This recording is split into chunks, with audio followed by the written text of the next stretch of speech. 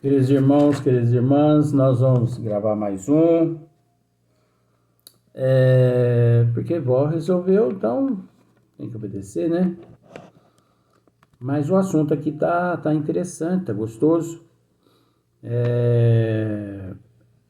Vídeo 310, capítulo 29, livro dos médiuns, das reuniões e das sociedades espíritas. Então nós nos encontramos na questão 326 ainda. Então, tratávamos no vídeo anterior a respeito das pontes, os médios. Então, nós comentamos a respeito da ponte Rio-Niterói. Então, muitas pessoas já tiveram a oportunidade de passar, né, por essa ponte. E também outras pontes pequenininhas, gente, né? Um viadutozinho, né? Pequenininho assim, mas evita a gente de caminhar quilômetros e quilômetros, né, com o carro da gente. Então, a ponte. O médio é a ponte. Entendeu? E, como por exemplo, os assistentes social aqui na Terra, eles são considerados a ponte entre a providência divina e as pessoas que, de certa forma,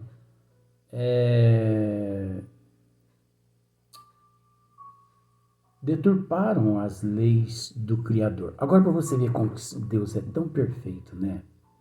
Estou fugindo do assunto que não é. Deus é tão perfeito, misericordioso e bom, que esses adjetivos até ultrapassado, porque ele está além de tudo isso.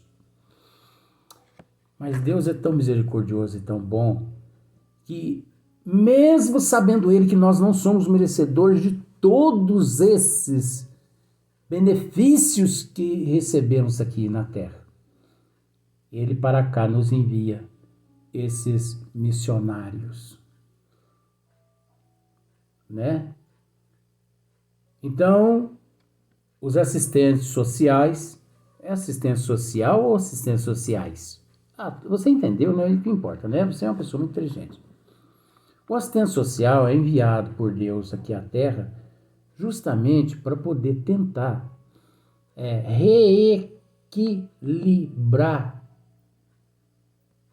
aquele transgressor de existências passadas. A pessoa que muito teve, não valorizou, retorna numa condição assim muito precária, que podemos dizer em todo sentido, não é só financeiro, engloba-se tudo. Divaldo fala psíquico, social, em todo sentido. Então a pessoa, ela retorna, você observa que o transgressor das leis do Criador de vidas passadas, parece que eu não estou tratando do assunto aqui, né? Você vai ver daqui a pouco. O transgressor das leis de Deus de vidas passadas, ele retorna ao corpo físico assim, numa condição de demérito tão grande e numa revolta tão grande que ele não aceita e não se aceita viver naquelas condições. E com todo respeito, quase sempre essas pessoas que dependem da assistência social, quase sempre são pessoas azedas, são pessoas mal-humoradas, orgulhosas, egoístas, são pessoas da narina em pé, são pessoas que não dão o braço a torcer, porque elas acham que o governo obrigado a mantê-las. Você entende que isso é um estudo. Isso é apenas uma análise. Que muitas pessoas sabem, mas não têm coragem de dizer. Por que não tem coragem de dizer? Porque tem medo de serem agredidos. Eu não tenho medo. Mas ele retorna agressivo. Sabe por que é agressivo? Porque foi ignorante. Porque abusou dos desígnios divinos. Não valorizou aquilo que ele teve em mãos. Entrou no fator demérito. Perdeu toda aquela oportunidade. Não construiu, destruiu. Voltou na miséria. Em todo sentido. Pobreza cultural. Pobreza moral. Pobreza de intelecto.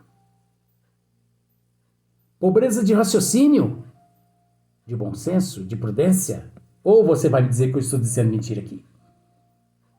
Eu estou, assim, poupando alguns termos para não parecer mais agressivo. Porque a tendência não é a agressividade. E sim mostrar. Enquanto nós sabemos que Deus envia os assistentes sociais aqui para a Terra para amenizar a situação. Ó, vai lá, distribua conforme o mérito da pessoa. Sabe aqueles, vamos usando por assim, ó. Sabe aqueles 100 quilos de arroz? Sei. Deus falando com a pessoa, com o atendente social, assistente social. Sabe aqueles 100 quilos de arroz? Sei. Dá meio quilo para cada um. Não deixa 100 quilos com uma só pessoa, não. Ah, entendi, mestre. Beleza. Ok, mestre. Vou lá. Então nasce a pessoa aqui como se fosse um professor, um educador, para contrabalancear. E assim em todas as áreas, né? Então,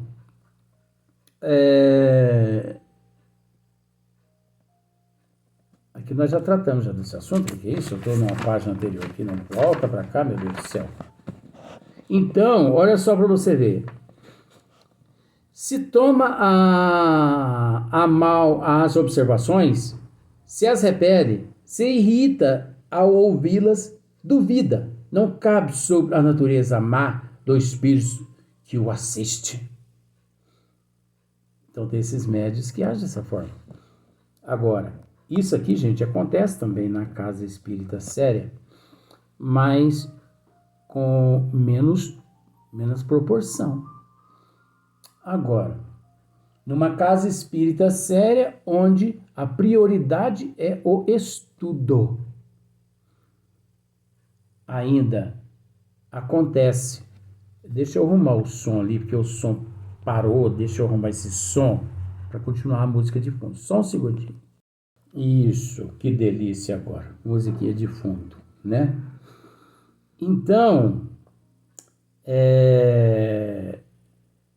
aquelas pessoas assim que acham ruim, a gente precisa ficar muito atento. Se numa casa espírita séria há a possibilidade das trevas atuarem, sabe? E ali, devido à prudência e o bom senso dos membros, eles contornam toda aquela situação. Imagine numa casa que não tem atendimento fraterno, atendimento... Olha, não tem estudos, né? Trabalhos doutrinários, e não tem muitos outros trabalhos essenciais. Então, o negócio é muito perigoso. Então, Kardec continua aqui, ó. Temos dito que um médium pode carecer dos conhecimentos necessários para perceber os erros. Temos dito que um médio pode carecer dos conhecimentos necessários para perceber os erros, que pode deixar-se iludir por palavras retumbantes e por uma linguagem pretensiosa. Por isso que o médio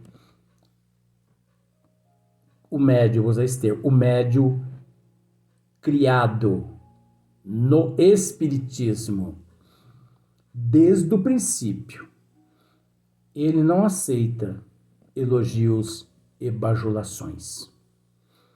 Você é o bom, você é o bom, você é o tal. Não, ele não aceita bajulações.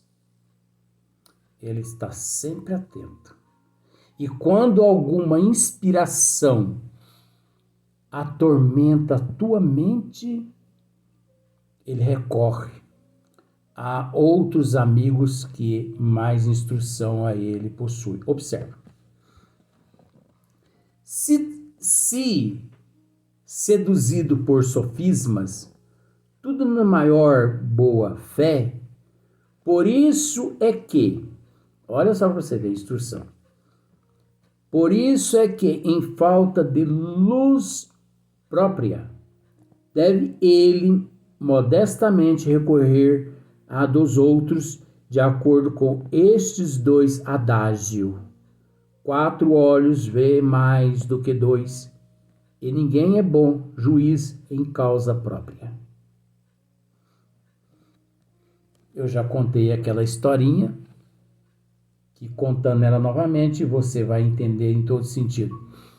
Gasparetto uma vez procurou um dos maiores médios de pinturas mediúnicas do mundo. Cuidado com muitos charlatões que estão por aí pintando quadro 3x4, dizendo que é Renoir, que é Rembrandt, Renoir, Rembrandt, Michelangelo, Van Gogh, Leonardo da Vinci, Michelangelo, enfim, e outros aí. Mas tome cuidado, gente. Porque eu vou dizer uma coisa para você. Eu não sou médium, eu não possuo esse dom mediúnico de pintura, de pictografia. Mas se eu quiser mistificar uma pintura mediúnica, eu posso. Você sabe por que eu posso? Porque eu entendo de todas as técnicas da arte, da pintura em telas. Eu entendo. Eu conheço as cores, eu conheço as matizações, eu conheço as mesclagens, eu conheço tom sobre tom, primeiro, segundo, terceiro plano. Eu consigo mistificar, eu consigo enganar uma plateia de 1000 pessoas. E no final das pinturas, eu escrevo Renoir, eu escrevo Rembrandt, Van Gogh, Leonardo da Vinci e muitos outros. Então, tome cuidado com isso. Então, na questão aqui, o médium, quando tem bom senso, prudência, e que ele percebe que está sendo instrumento das trevas e que está recebendo inspiração das trevas, e que ele encontra-se numa casa séria e que por isso ele quer aprender corretamente. Eu vou contar do caso, não vou contar agora, depois eu termino do Gasparetto. Gasparetto, deixa eu pôr aqui, Gasparetto. Esse médium, ele reúne todos os membros da casa e diz assim: gente, eu estou convidando vocês aqui, porque já uns 2 meses que eu percebo que estou, assim, sendo assediado por espíritos malévolos, espíritos charlatões, mistificadores. Então eu queria a ajuda do grupo. Me ajudem, por favor. Porque nós fazemos parte de um grupo sério. Então, 2 cabeças pensam mais que uma, 4 mãos trabalham mais que 2. Esse é o método correto, de acordo com a doutrina dos espíritos ensinada por Kardec. Não vá praticando espiritismo por conta própria, sem a ajuda dos outros. E seja humilde em aceitar a crítica do outro, porque pode ser que na crítica é que está a tua salvação. Às vezes você não aceita a crítica. Depois, quando você desencarna, você descobre que na crítica é que encontrava-se a tua salvação. Aí você pode me dizer assim, mas eu me magoei por aquela pessoa ter me criticado. Ah, você se magoou? Me magoei. Ah, então faz jus você ter continuado perdido como você se perdeu e quando chegou aqui na pátria, perdido como você está. Porque nós não podemos nos ofender. Às vezes as pessoas me dizem tantos absurdos, mas eu ajo na imparcialidade. Às vezes eu sofro porque eu me encontro no corpo físico. Mas eu tenho que compreender, gente, que naquele momento, quando a pessoa... Gente, a coisa mais difícil que existe é quando você procura alguém para você se desabafar e que ninguém te dá ouvido. Ainda mais hoje em dia. 99% das pessoas que você busca para desabafar estão com o celular em mão.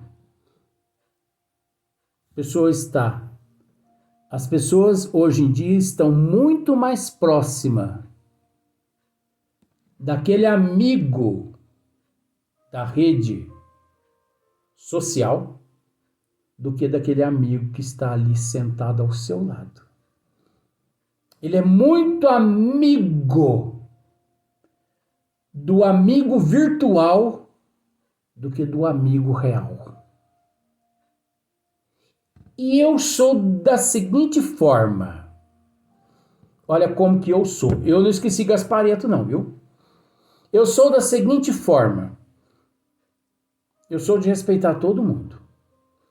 Por mais que eu tenha 100 mil quilos sobre o meu corpo, eu conto com a pessoa.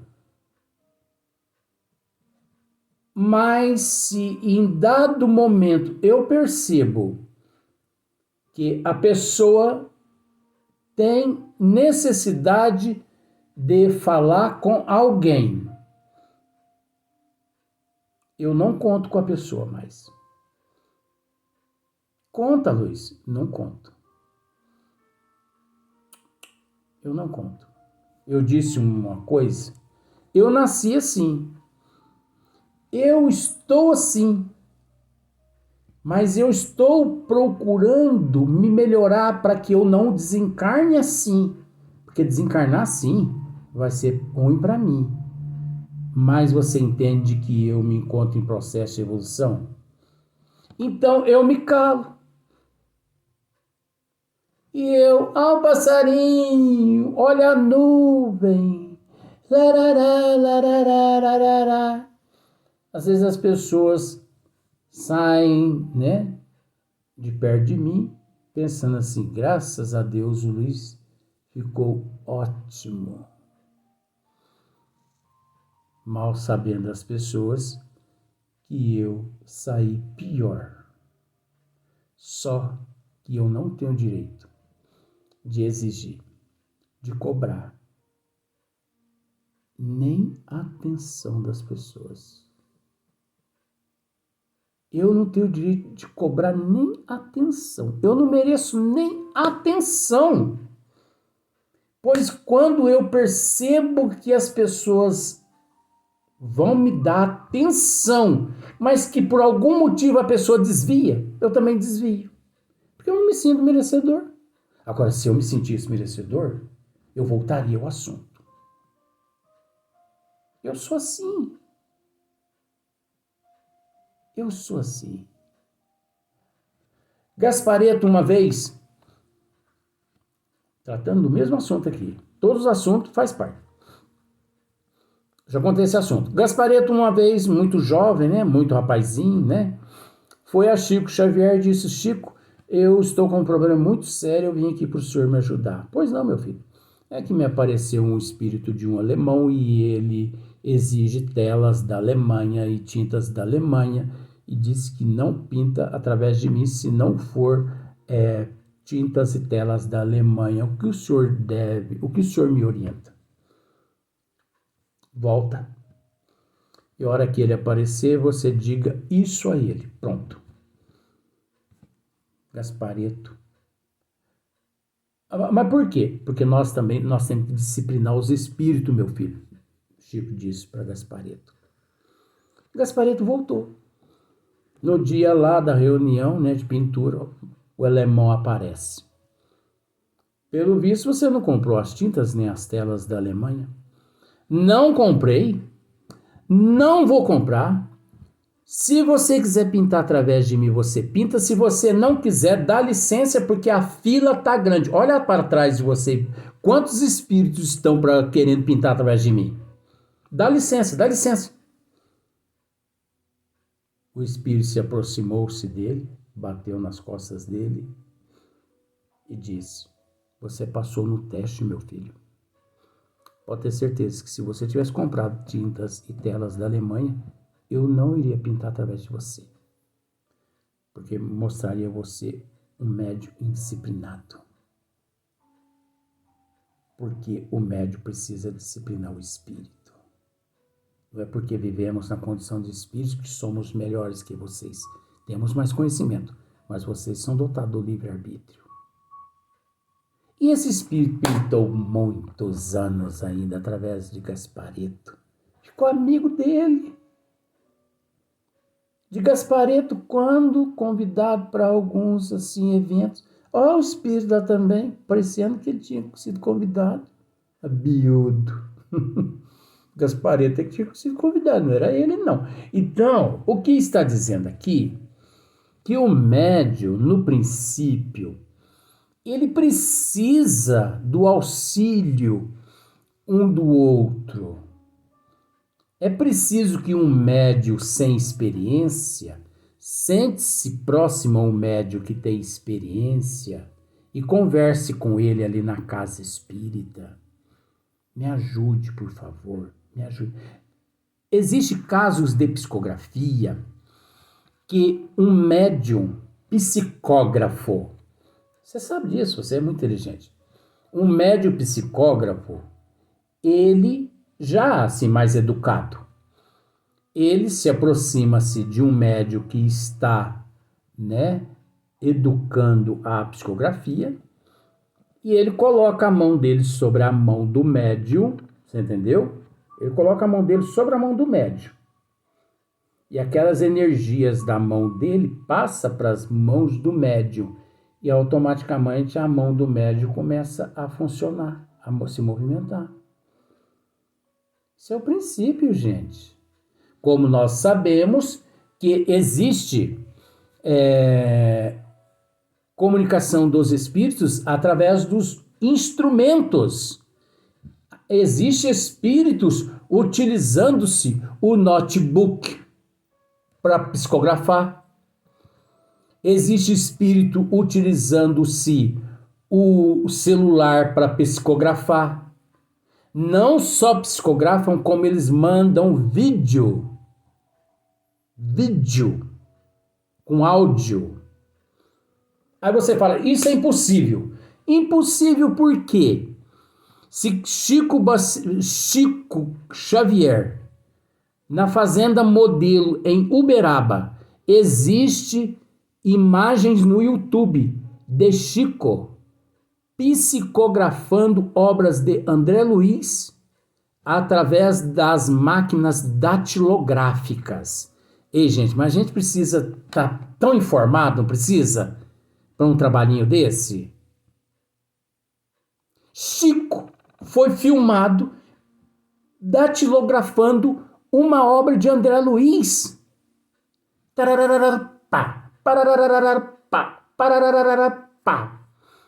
Depois de 1 hora, perguntaram para o Chico: Chico, do que se trata essa datilografia? Sequência do livro do nosso irmão André Luiz. Ora, Chico, mas através da datilografia? Ele falou, mas qual o problema, meu filho? Um dia, os bons espíritos, eles não vão precisar das mãos dos médiuns mais. E nem das máquinas datilográficas. Através do